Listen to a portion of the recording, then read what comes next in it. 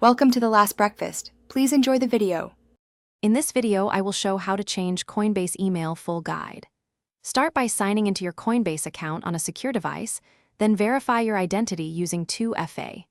Next, open account settings and locate email preferences, follow prompts to input your new email, and confirm via the verification link sent to that address.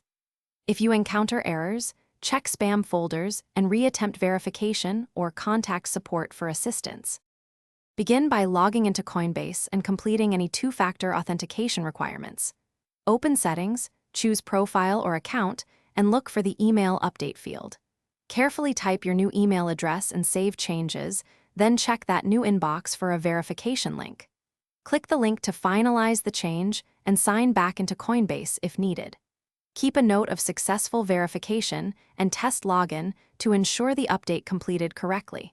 If you don't receive a verification email, check spam and promotions folders, then request a resend. Clear your browser cache or try a different browser or device if the change won't save. Ensure your new email can receive external messages and that no forwarding blocks exist. If you lose access to your old email or face repeated failures, gather account details and contact Coinbase support for identity verification and manual assistance to complete the update.